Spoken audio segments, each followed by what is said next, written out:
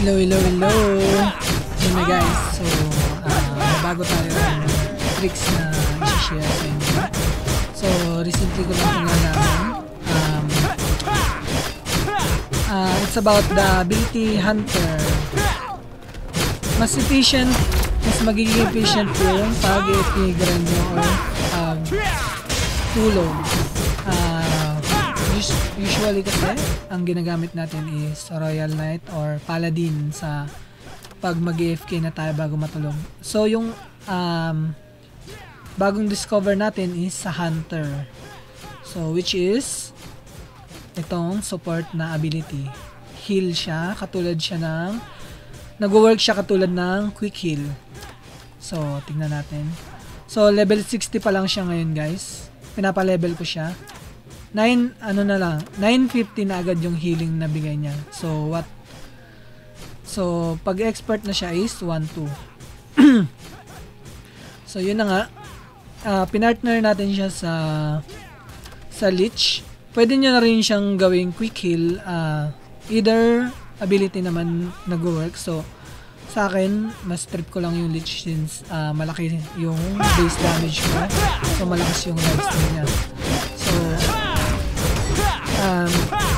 nakikita nyo yung threshold ng HP ko is 40. Potion recovery pala. Pwede nyo gawing 50 kung ano mang nag-work sa inyo. So, yan. Nakikita natin. Hindi pa umabot ng 40 so hindi pa ako nag-consume ng potion. So, bago hintay natin yung cooldown.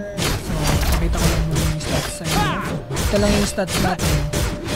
Yung defense power natin is 1.158 na. Tapos yung defense 861. So, yun lang. Tapos damage na receive natin 22. So, yan. Hindi pa rin tayo nagko-consume kasi 1-15 pa rin. Nag-cooldown na yung Lich natin so makakapag-live heal tayo. Tapos, sumabay pa yung heal.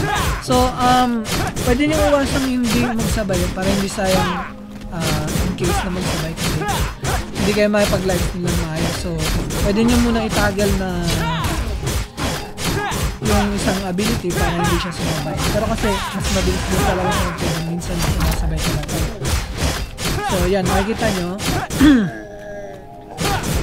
Hindi pa rin nagde-drop yung HP ko. Tapos, pa-cooldown na yung abilities natin na Lich and Heal. So, hindi pa rin tayo nagpo-consume ng potion. Yan, dinilit natin.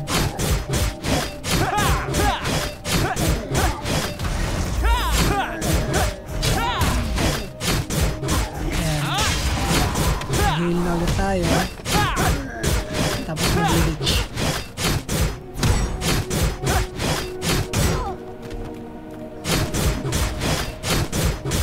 So yun,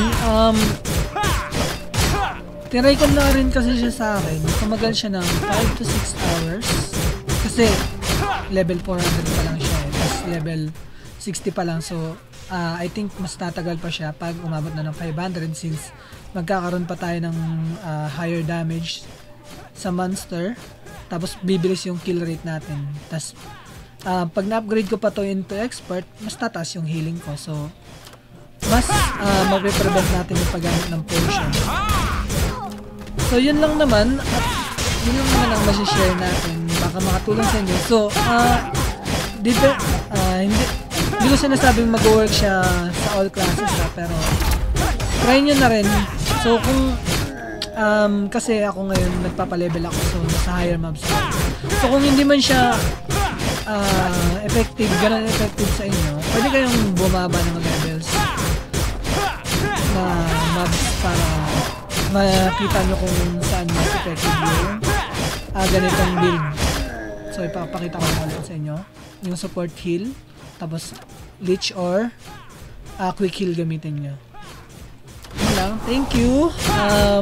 Follow nyo na rin ako sa Kick guys for live updates, and check nyo yung GPDS Game Shop for discounted top-ups. Marami ring games na available dyan.